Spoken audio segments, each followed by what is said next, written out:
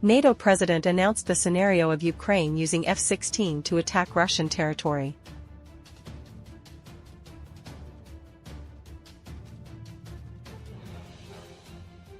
President Zelensky said Xi Jinping personally promised not to sell weapons to Russia.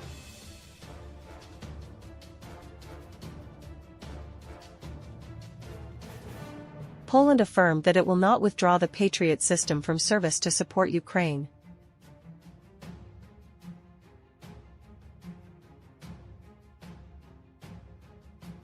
Hezbollah bombards Israel with the largest missiles and drones ever seen.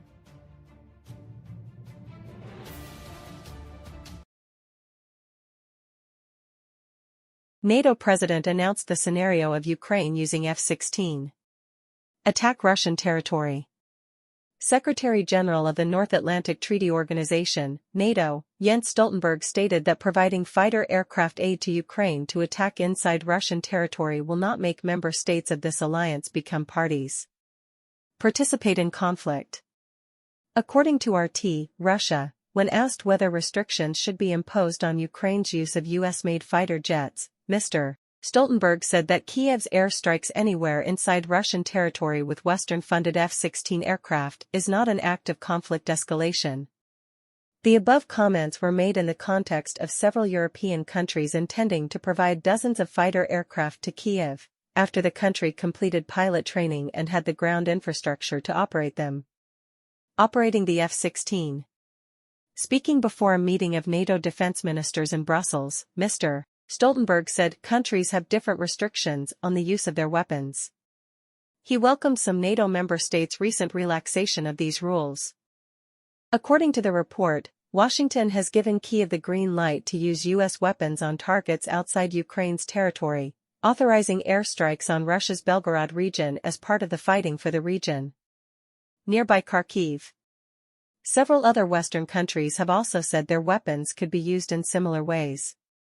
Mr. Stoltenberg declared that Ukraine has the right to self-defense, including attacking legitimate military targets on Russian territory. He added, self-defense is not escalation. And we have the right to help Ukraine. Therefore, NATO allies will not become a party to the conflict. For its part, Moscow sees NATO's growing military presence in Ukraine, and its intention to eventually admit the country to the US-led military bloc, as major risks to national security.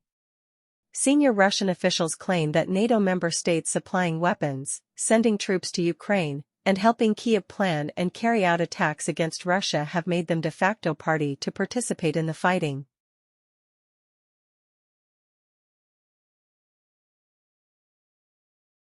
President Zelensky said Xi Jinping personally promised not to sell weapons to Russia.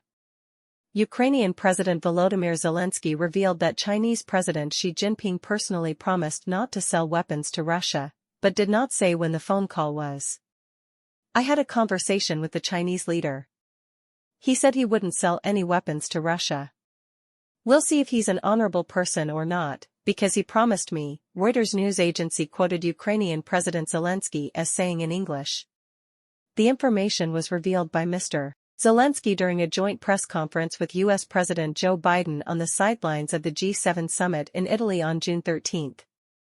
The Ukrainian leader then said that if Kiev and Beijing have the same view on peace, dialogue between the two countries is possible. But if China takes a different view, Ukraine will prepare another peace formula. The most recent call between the leaders of Ukraine and China made public was in April 2023. This is also the only phone call between Mr. Zelensky and Mr. Xi since the Russia-Ukraine conflict broke out in February 2022. The Chinese Foreign Ministry and the Russian Foreign Ministry have not commented on President Zelensky's statement.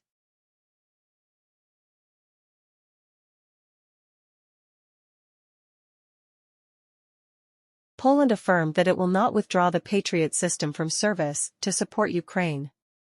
Poland affirmed that it would not withdraw the Patriot system from service to aid Ukraine, nor would it use it to compensate for the U.S. complex transferred to Kiev.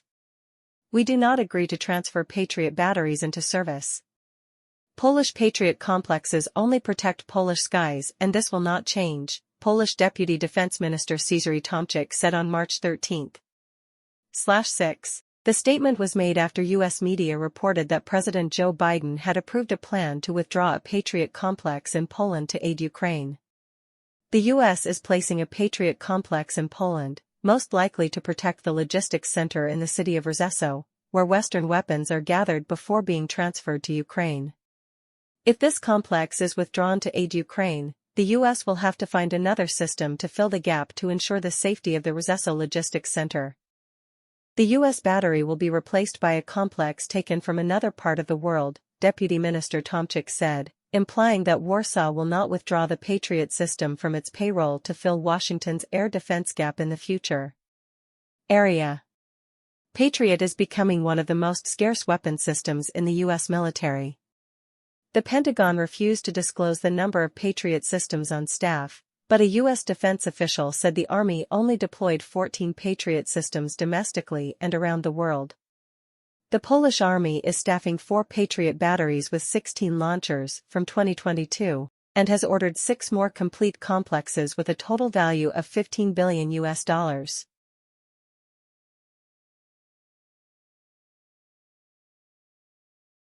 Hezbollah bombards Israel with the largest missiles and drones ever seen. Hezbollah forces in Lebanon announced that they attacked 9 Israeli military bases with more than 100 missiles and drones on June 13. Hezbollah forces launched hundreds of missiles and unmanned aerial vehicles, UAVs, in retaliation for Israel's airstrike on June 11 that killed a senior commander of this force. A security source said this was the largest attack carried out by Hezbollah since October 2023, when the group began attacking Israel to show support for Hamas in the conflict in the Gaza Strip. In the early morning of June 14, an attack on a building in the eastern port city of Tyre left a woman dead and more than 10 people injured, including many children. When asked about the incident, the Israeli army said it was conducting an investigation. Hezbollah said in an earlier statement that it fired a series of Katyusha and Falak rockets at 6 Israeli military sites.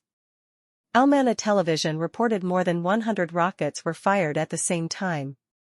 This force also said it launched UAVs to attack the headquarters of Israel's Northern Command, an intelligence headquarters and a military barracks. A security source told Reuters news agency that at least 30 UAVs attacked at the same time, making it Hezbollah's largest UAV attack in the 8-month conflict. On June 12, Hezbollah said it carried out at least 8 attacks with about 215 missiles and UAVs in retaliation for Israel's airstrike. Sirens sounded across cities in northern Israel on June 13, and Israeli officials said about 40 rockets were fired from Lebanon that afternoon.